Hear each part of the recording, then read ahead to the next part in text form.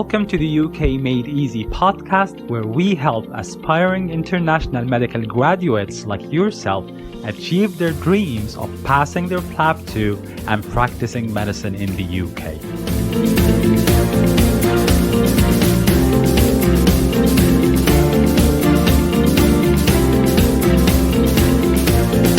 Hello and welcome to the UK Made Easy podcast. My name is Neda, and tonight I'm going to quickly explain to you how to tackle a telephone conversation like a pro.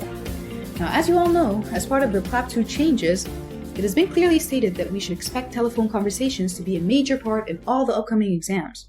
Why? Because not only are they trying to keep you safe, they're also preparing you for what's currently happening in the UK. The NHS recommends that certain concerns be discussed over the phone first before going straight to a doctor. This includes us as doctors too. So if there's something you need to discuss with a patient or with a relative, it's recommended that you do it over the phone if possible, not in person. This includes presenting a patient to a colleague as well. So if you think about it, telephone conversations could be applied in many of the stations that we're already familiar with. So you have to be well prepared, right? For example, let me tell you what we've seen come up till now. We've seen headache stations come via phone. We've seen depression, autism, obesity, and so on. Many history-taking stations where you're on the receiving end. The patient could also be concerned about a certain subject, like meningitis, and wants to know more about it. There are other scenarios where you're the one who's calling, for instance, to break bad news, or to ask a nursing home about a confused patient. You could also be asked to present a case to a consultant over the phone, right? So basically, just anything. Okay, so let's break these down to 3 types of scenarios. Number 1, a history-taking or a counseling station where you're on the receiving end. Number 2, you're the one calling a patient or a relative or caregiver, either to inquire about something or to break bad news. And number 3, you're just calling another doctor to inform them about a case. So what do we do differently? Well, it depends on the scenario, right? So let's take it step by step. So our first scenario, how do you talk to a patient who's calling in with a concern? Well, in stations like these, nothing's really too different. You'll get into the cubicle, you'll find a phone. The call will be connected automatically for you once you enter the room, so you don't even have to touch the phone at all. Here, the patient is the one calling, so you have no sensitive information yet, nothing to worry about. So all you have to do is just confirm the name and age, break the ice, and proceed with your consultation just like you normally would. The only difference is that you won't be examining this patient, of course. He's not here, right? You're just deciding whether or not you're going to call him in for further examination or investigations. Now, let me give you some little tips that I've come across. Now, many people that have reported that they've fallen into a little trap called their subconscious. Now, as PLAB 2 candidates, after repeated practice, you tend to memorize certain sentences and just blurt them out in places where they don't make sense at all. For example, some people develop the habit of ending their history with a sentence like, "I'd like to examine your chest and order some routine investigations." Right? I mean, it's standard. We've all been there. Now, under stress, you're going to be tempted to say it automatically. So please be alert. The patient is not there, okay? You can't say that sentence. All you have to do is, again, inform him that he might need to come in for certain investigations. Then make sure you put some extra stress on your safety netting to make sure that your patient's aware when he has to come to the hospital immediately. Now, moving on to the next scenario. What if you're the one calling a patient or a relative? It's still easy, but in this case, you have to confirm the identity of the person you're speaking to, especially if you're not talking to the patient himself. This is part of confidentiality, so forgetting that part will bite a huge chunk off of your mark, so be careful. Now, how do we make sure we're talking to the right person? After introducing yourself, make sure you ask the following 4 standard questions. Number 1, may I have your full name, please? And of course, if you're speaking to someone other than the patient himself, please confirm the patient's name as well, the one that you're referring to, the one you're calling about, okay? Number 2, the patient's date of birth.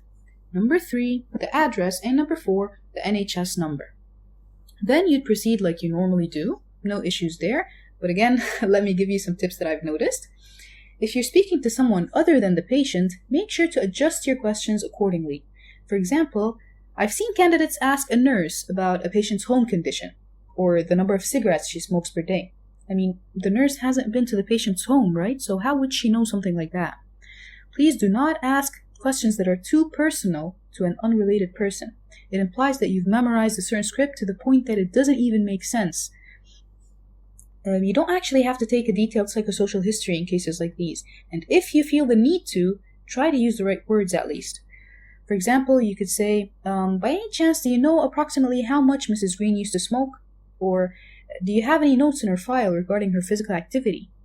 Do you have any idea if she was under some kind of stress lately? Right? That makes more sense, right? You get what I mean? Okay, last but not least, our third scenario. What if you were to talk to another doctor, specifically a senior or a consultant? Now, as medical professionals, we're all equipped with enough skills to refer a case to a fellow doctor, right?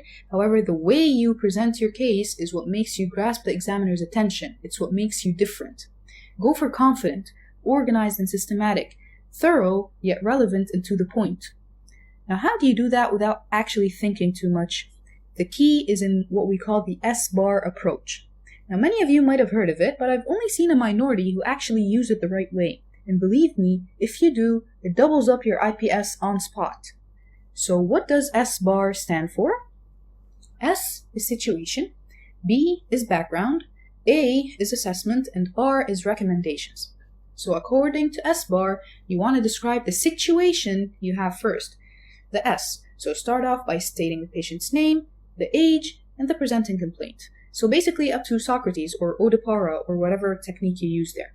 Then you go on with the B, background. Here you have to pick out only the relevant information from the history, like associated symptoms or medical conditions. You have to be quite precise so you don't talk too much, so please pick out what you want to say here carefully. Then on to the A, assessment. Here you're going to tell the senior what you've done to further assess the patient, like examinations and investigations, anything that you've done, and your probable diagnosis. Then finally the R, your recommendations. Now this is basically the management in any regular station, but you're just saying it to the examiner, not to the patient. Now here you have to be really organized, so make sure you cover 4 main points. First, you start off by saying whether or not you'd like to admit the patient. Then, if you'd like to involve a specialist, what are the further investigations you'd recommend? And then last, the specific treatment. What should it be? These are the 4 main points that you absolutely have to cover while presenting your case. Okay, so now that we know what SBAR is, let's see what it would look like if we apply it correctly. So let's say we have a patient who's in sepsis due to a UTI, okay? You've taken history, you've examined, you've investigated, everything is perfect. Now what? You're not allowed as an FY2 to manage sepsis on your own, right? So let's present this case to our senior. Okay, here goes. So I have Mr. John Smith here, 68 years old, who was brought to the A&E by his wife around an hour ago. He was confused and agitated, and according to his wife, he's been quite confused since yesterday. And it's gotten worse this morning, and he's currently not oriented to time, place, or person. That's my S, okay? Now for the B. I wasn't able to take any history from him, but his wife stated that he developed fever, pelvic pain, and dysuria 3 days ago, and he was given trimethoprim and paracetamol at the hospital. He also had urinary obstructive symptoms and was in for TURP 1 week ago. He has no medical conditions and no family history of significance. On assessment, I examined the patient and he was feverish at 39 degrees and his vitals were deranged, so I put him on an oxygen mask and I started him off on 500 ml warmed crystalloid for further titration. I examined his abdomen and there was tenderness at the suprapubic area. I also found a turbid urine in the bag. I ordered routine investigations including CBC, UNE, and CRP. Now, considering his age and past medical history, I'm suspecting that Mr. Smith is in sepsis due to an unresolved UTI. So I'd recommend we admit him for further stabilization and inform the ICU in case he deteriorates or develops a septic shock.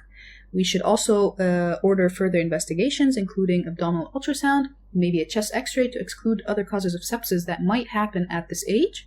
Meanwhile, I recommend we consider adequate analgesia because the patient was quite in pain after ruling out contraindications and allergies, and starting him on the Sepsis 6 protocol immediately. Then I'd go on to explain the Sepsis 6, and that's it. See how that went? Very smooth, well organized, and if you do it this way, you'll sound very elegant in comparison to other candidates. So the SBAR approach works both on the phone and in person. Many scenarios. Just start applying it in practice, get used to it, and it will make your life so much easier.